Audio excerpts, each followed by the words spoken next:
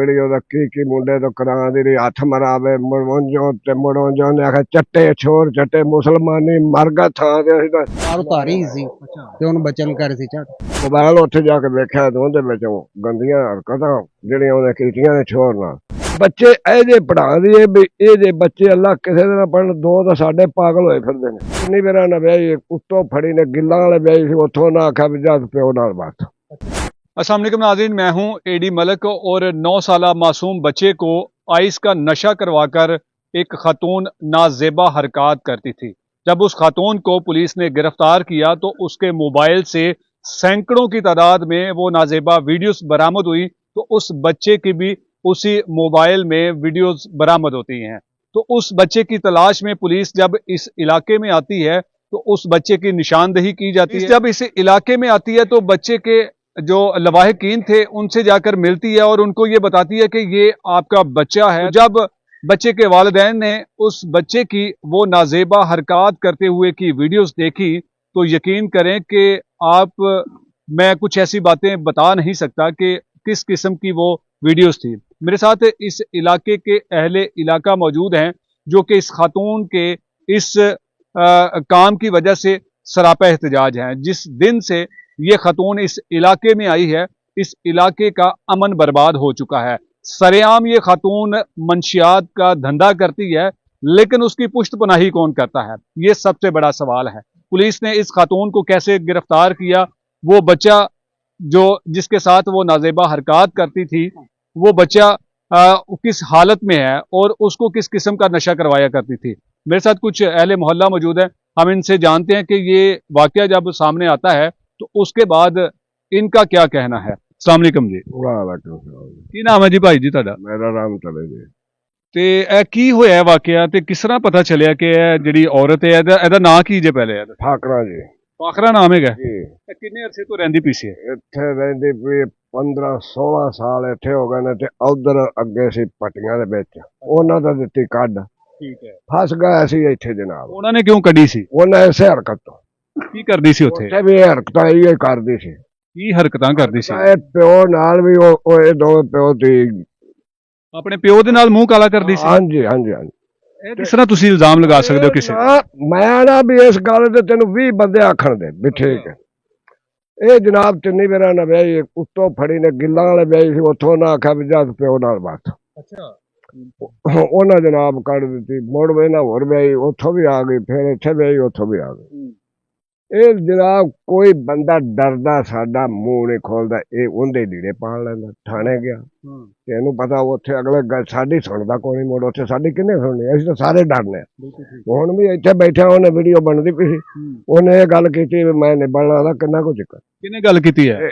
ਭੋਲੇ ਨੇ, ਉਹਦੇ ਫਾਖਰਾ ਦੇ ਪਿਓ ਨੇ? ਪਿਓ ਨੇ। ਅੱਛਾ। ਤੇ ਉਹ ਫਿਰ ਐਸਐਚਓ ਨੂੰ ਦੱਸਿਆ ਵੀ ਆਹ ਮਿਹਰਬਾਨੀ ਆ ਸਾਨੂੰ ਆਦਾ ਇਸ ਤਰ੍ਹਾਂ ਦਾਬੇ ਲਾਉਂਦਾ ਪਿਆ ਵੀ ਮੈਂ ਤਾਂ ਮੁੜ ਪੁੱਛਾਂਗਾ। ਵੱਡਿਓ ਇਹ ਫਾਖਰਾ ਕੰਮ ਕੀ ਕਰਦੀ ਸੀ? ਬੱਚਿਆਂ ਨੂੰ ਪੜ੍ਹਾਉਂਦੀ ਸੀ? ਬੇ ਜੀ ਬੱਚੇ ਇਹ ਜੇ ਪੜ੍ਹਾਉਂਦੀ ਏ ਵੀ ਇਹ ਜੇ ਬੱਚੇ ਅੱਲਾ ਕਿਸੇ ਦੇ ਨਾਲ ਪੜਨ ਦੋ ਤਾਂ ਸਾਡੇ ਪਾਗਲ ਹੋਏ ਫਿਰਦੇ ਨੇ। ਹਾਂ ਉੱਥੇ ਤੀਜਾ ਮੇਰਾ ਜਿਹੜਾ ਸੱਕਾ ਪੁੱਤਰ ਸੀ ਉਹਨੂੰ ਜਨਾਬ ਇਧਰ ਮੈਂ ਘਰੋਂ ਕੱਢਿਆ ਇਹਨਾਂ ਬਿਸਮਿਲ੍ਲਾ ਕਰਕੇ ਸੰਭਾਲ ਲਿਆ ਮੁਖਤੀ। ਅੱਛਾ। ਆ ਜਾ ਵੀ ICP 4 ਬੱਚੇ ਨੇ ਉਹਦੇ, ਉਹ ਜਨਾਬ ਬੈਠੀ ਬੀਬੀ ਉਹਦੀ ਜਵਾਨ ਬੈਠੀ ਨਹੀਂ ਜਾਂਦਾ ਉਧਰ ਨੂੰ ਤੇ ਇੱਥੇ ਆਪਦਾ ICP ਕਹਿੰਦੇ ਉਹ ਆ ਜਦੋਂ ਫੜੀ ਜੀ ਤੇ ਨਿਕਲਿਆ। ਆਇਸ ਕਿੱਥੋਂ ਲੈ ਕੇ ਆਂਦੀ ਸੀ ਤੇ ਕੌਣ ਲੈ ਕੇ ਆਂਦੀ ਸੀ? ਇਹ ਲਿਆਂਦੀ ਸੀ ਇੱਥੋਂ ਦੀਨਾਨਾਥ। ਫਾਖਰਾ ਖੁਦ ਲਿਆਂਦੀ ਸੀ? ਖੁਦ ਲਿਆਂਦੀ ਸੀ। ਇਹਨੇ 3-4 ਲੱਖ ਦਾ ਜਨਾਬ ਲਿਆਂਦਾ ਚਮਨ ਚੋਂ। ਅੱਛਾ। ਤੇ ਜਦੋਂ ਇਹ ਫਾਖਰਾ ਸਰਿਆਮ ਮਨਸ਼ਿਆਤ ਜਾਂ ਆਇਸ ਵੇਚਦੀ ਸੀ ਤੇ ਤੁਸੀਂ ਇਹਦੇ ਖਿਲਾਫ ਕੋਈ ਥਾਣੇ ਨਹੀਂ ਜਾ ਕੇ ਤਲਾਹ ਦਿੱਤੀ? ਫੜਦੇ ਸਨ ਤੇ ਉੱਥੇ ਜਾ ਕੇ ਛੱਡ ਪੈਸੇ ਲੈ ਕੇ ਅਗਲੇ ਛੱਡ ਦਿੰਦੇ ਸਨ। ਹਾਂ ਪੈਸੇ ਲੈ ਕੇ ਛੱਡ ਦਿੰਦੇ ਸਨ। ਮੁੜ ਉੱਥੇ ਕੀ ਬੰਦਾ ਜੇ ਅਸੀਂ ਵੀ ਕਰੀਏ ਤੇ ਉਹਨੂੰ ਛੁੱਟ ਘਟਾਉਣਾ ਸਾਡੇ ਜੁਮੇ ਫਿਰ ਲੱਗ ਜਾਇਆ।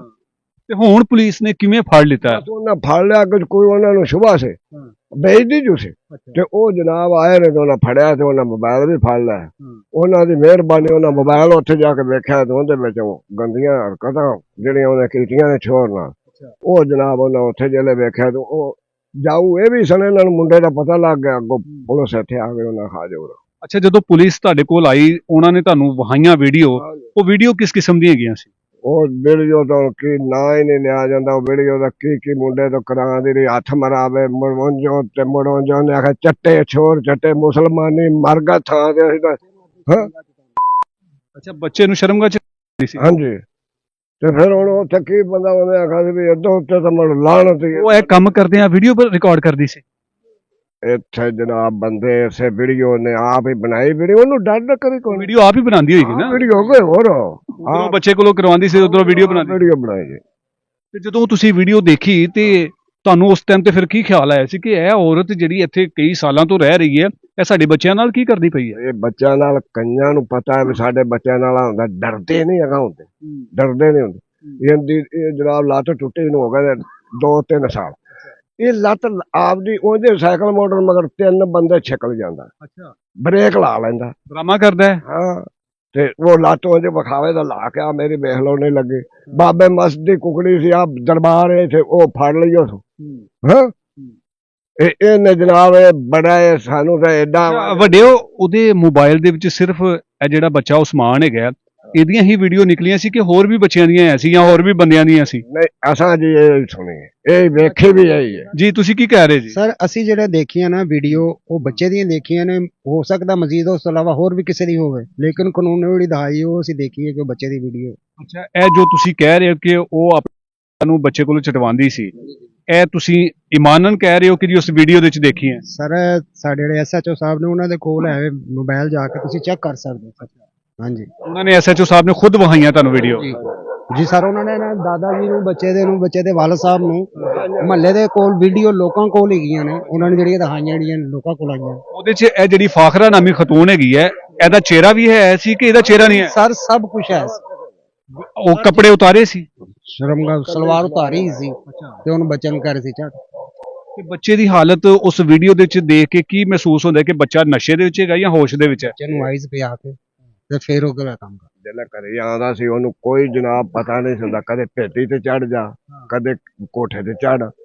ਉਹ ਅਸੀਂ ਆਖਿਆ ਇਹਨੂੰ ਖਰੇ ਭਾਈ ਚੀਜ਼ਾਂ ਲੱਗ ਗਈਆਂ, ਉਹ ਕਰਦਿਆਂ ਕਤਰਦਿਆਂ ਦਿਨ ਪੈਂਦੇ ਰਹੇ। ਅਸੀਂ ਆਖਿਆ ਇਹਨੂੰ ਲਿਜਾਨੇ ਆ, ਕਦੇ ਲਿਜਾਨੇ। ਉਹ ਆ ਰੱਬੋ ਕੰਮ ਇਹ ਬਣ ਗਿਆ। ਉਸ ਬੱਚੇ ਦੀ ਉਮਰ ਕਿੰਨੀ ਹੈਗੀ ਸੀ ਤੇ ਉਹ ਬੱਚਾ ਪੜਦਾ ਵੀ ਸੀ? 8-9 ਸਾਲ ਹੈ ਜੇ ਪਹਿਲੀ ਚ ਲਗਾ ਫਿਰਦਾ। ਅੱਛਾ 8-9 ਸਾਲ ਦਾ ਬੱਚਾ ਸੀ। ਹਾਂ। ਉਸ ਬੱਚੇ ਦੇ ਨਾਲ ਉਹ ਇਹ ਹਰਕਤਾਂ ਕਰਦੀ ਰਹੀ। ਤੇ ਜਦੋਂ ਇਹ ਹਰਕਤਾਂ ਤੁਸੀਂ ਵੇਖ ਲਿੱਤੀਆਂ ਉਸ ਬੱਚੇ ਦੇ ਨਾਲ, ਤੁਹਾਡੇ ਬੱਚੇ ਦੇ ਨਾਲ ਜੋ ਕੁਝ ਹੁੰਦਾ ਪਿਆ ਸੀ, ਫਿਰ ਉਸ ਤੋਂ ਬਾਅਦ ਤੁਸੀਂ ਪੁਲਿਸ ਨੂੰ ਕੀ ਕਿਹਾ ਕਿ ਇਹਦੇ ਖਿਲਾਫ ਕੀ ਹੋਣਾ? ਪੁਲਿਸ ਨੂੰ ਕਿਹਾ, ਪੁਲਿਸ ਵਾਲੇ ਆਪ ਹੀ ਵਿੱਚੋਂ ਵੇਖ ਲਈਆਂ ਵੀਡੀਓ। ਜਿਹੜੇ ਉਹਨਾਂ ਵੇਖੀ ਜੋ ਨਾ ਬਈ ਇਹ ਸਿਆਣੋ ਵੀ ਕੌਣ ਹੈ, ਉਹ ਮੁੜ ਸਿਆਣਾ ਮੁੰਡਾ ਕਾਸਮ ਦਾ, ਤੇ ਇਹ ਛੋਰ ਜਿਹੜਾ ਸੀ ਉਹਨਾਂ ਉਵੇਂ ਫਾਕੜੇ ਦੇ ਨਾਲ ਉਵੇਂ ਵੀਡੀਓ ਉਹ ਸਾਡੇ ਲਈ ਲੱਗੇ ਆਉਂਦੇ ਸਨ। ਅਸੀਂ ਉਹਨਾਂ ਲੈ ਜਾਓ ਸੋ ਸਾਡੇ ਪਹਿਲਾਂ ਆ ਗਏ। ਉਹਨਾਂ ਸਾਨੂੰ ਆਖਿਆ ਤੁਹਾਨੂੰ ਪਤਾ ਨਹੀਂ ਲੱਗਾ ਕੀ ਆ? ਉਸਮਾਨ ਉਹਦੇ ਘਰ ਆਂਦਾ ਜਾਂਦਾ ਸੀ ਜਾਂ ਕਿ ਕਿਸ ਤਰ੍ਹਾਂ ਜਾਂਦਾ? ਉਹਦੇ ਗਲੀ ਚ ਬੁਲਾ ਲੈਂਦੇ ਸੀ, ਫਲਾਣੇ ਬੱਚੇ ਇਧਰ ਆਈਆਂ ਸੌਦਾ ਲਿਆ। ਉਹਨਾਂ ਕੋਲ ਮੁੰਡਾ ਬੱਚਾ ਸੌਦਾ ਲੈਣ ਜਾਂਦਾ ਸੀ, ਕਦੀ ਕਿਸੇ ਨੂੰ 10 ਦੇ ਤੇ ਕਦੀ 5 ਦੇ ਤੇ, ਜਿਹੜਾ ਉਹਨੂੰ ਕੋਈ ਸਮਝ ਆਇਆ ਉਹਨਾਂ ਨੂੰ ਅੰਦਰ ਵਾੜ ਲਿਆ।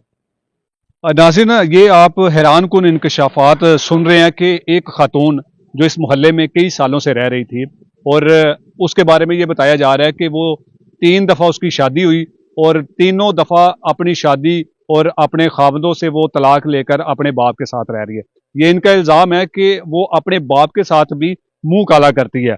कुछ बच्चे यहाँ पर मौजूद हैं, इन बच्चों से भी बात करते हैं, इन बच्चों से भी पूछते हैं कि फाखरा के घर जाते थे तो क्या फाखरा इनके साथ भी कुछ इस तरह की गैर अखलाकी हरकतें करती थी या फिर उस्मान के साथ ही करती थी? बेटा इधर आओ, बात सुनो। क्या नाम है आपका? सुफियान। आप भी फाखरा के घर जाते थे? नहीं, मैं बाइक खड़ा के वो कहती जाओ सौदा ला दो वहाँ से। मैं ला था एक दिन। आपको भी अंदर बुलाती थी? हाँ जी। क्या कहती थी? कहती अंदर आ जाओ सौदा ला दो, तो हम नहीं जाते। अच्छा, तो फिर उस्मान को किस तरह से अंदर बुला लेती थी? ये नहीं हमें पता, हम वो अंदर बैठे। बेटा क्या नाम है आपका? जवेद। जवेद, आप भी फाखरा के घर जाते थे? जी। तो फाखरा क्या कह के बुलाती थी आपको? सौदा ला दो दुकान से। बस और कुछ नहीं? नहीं। तो कभी घर के अंदर भी गए थे? हाँ जी। तो अंदर जाकर कभी उसने कहा कि कुछ ये चीजें खा लो या कुछ पीने के लिए कुछ चीज आपको दी हो? नहीं। तो वहां पे अंदर आपने कुछ क्या देखा? वो कपड़े उतार के बैठी होती है। नहीं, जब आप सौदा लेने के लिए उसके पास जाते थे या वो आपको पैसे देती थी कि ये चीज लेके आओ, तो वो कपड़े उतार के बैठी होती थी? हाँ जी। उसके घर में कोई और नहीं होता था? नहीं। वो कपड़े क्यों उतार के बैठी होती थी? और भी भाई आते थे, जब हम जाते थे हम वो लगा लेती थी उन लोगों को, जब हम बाहर आ जाते थे फिर वो उन लोगों को बुला लेती थी। नहीं, वो और लोगों को क्यों बुलाती थी? बच्चों को बुलाती थी या आदमियों को बुलाती थी? आदमियों को, बच्चों को भी आदमियों को। उनके साथ कोई गलत काम करती थी? हाँ जी। तो आपको पता है कि उस्मान की भी वीडियोस देखी हैं आपने? नहीं, मैंने नहीं। ऐसी औरतों को क्या सजा मिलनी चाहिए? इंसाफ इन लोगों को लेगा। इनको तो इंसाफ मिलेगा, तो ऐसी औरतों को क्या सजा मिलनी चाहिए? इधर से चले जाए। इधर से इसको निकालना चाहिए। तो जो उसका बाप अभी भी घर में मौजूद है, तो तब भी वो घर में होता था, हाँ जी। तो वो रोकता नहीं था? नहीं, वो आप करता था उससे। उसका बाप हाँ यार, किसके साथ फाकरा के साथ क्या करता था? गलत काम। आपने देखा था कभी उसको? हाँ जी। ये नाज़रीन, बच्चे आपको पता है कि मन के सच्चे होते हैं, और इन बच्चों ने जो कुछ देखा, इनको किसी ने पढ़ाया नहीं, इनको किसी ने सिखाया नहीं है। बहुत सारे बच्चे अभी भी मौजूद हैं या शायद वो कैमरे के सामने आकर बात करना नहीं चाहते, या फिर जो भी वजह है, लेकिन कुछ बच्चों ने ये बताया कि ये खातून किस किस्म की थी, और ये खातून जब भी बच्चे घर में जाते थे तो ये बेपर्दा होकर घर के अंदर बैठी होती थी, और कुछ आदमी जो इसका धंधा था, या फिर जो ये अपने जिस्म फरोशी का काम साथ में करती थी, मंशियात का तो ये करती थी, क्योंकि इससे पहले भी पुलिस ने इसको कई बार गिरफ्तार किया, लेकिन पुलिस का जो रवायती तरीका होता है, जो उनकी रविश होती है, कि वो ऐसे मंशियात फरोशों को जिंदगी भर के लिए जेल के अंदर डालने के बजाय चंद पैसे लेकर अपना ज़मीर बेच देते हैं, और फिर ऐसी औरतें, ऐसे मर्द जो हमारे इन बच्चों की जो जिंदगी है वो तबाह कर रहे होते हैं, तो फिर उनको किस तरह से पुष्ट पनाही की जाती है।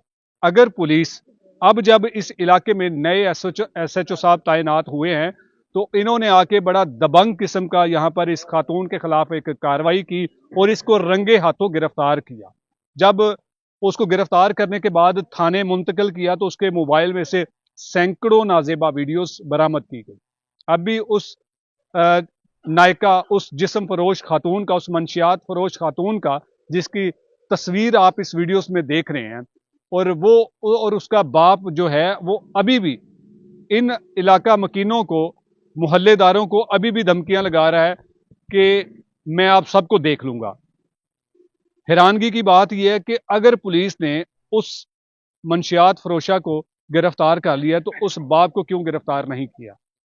क्या अभी भी आप ये समझ रहे हैं कि उनको ये लगता है कि वो मंशियात फरोशी के लिए दोबारा से जल्द ही जेल से रिहा होकर वापस आ जाएगी, और यहाँ पर मौजूद जितने भी लोग हैं वो इनसे एक एक करके, एक एक से भी बदला लेगी?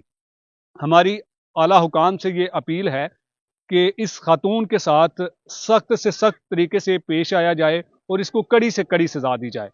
जिस औरत ने मासूम बच्चों को भी नहीं बख्शा, अगर उसके जिस्म की हवस कोई पूरी नहीं कर रहा था, तो वो किसी मर्द से शादी कर लेती, वो ऐसे इन बच्चों को जो गलत रास्ते पर तो ना लाती। लेकिन इनके इस बच्चे के वालिदैन भी हमारे साथ मौजूद है। हम कोशिश करेंगे कि हम उनसे भी अगली वीडियो में आपकी मुलाकात करवाएं कि जब उनको पता चला, जब उन्होंने अपने बच्चे की वो वीडियोस देखी, तो उनके जज्बात क्या थे।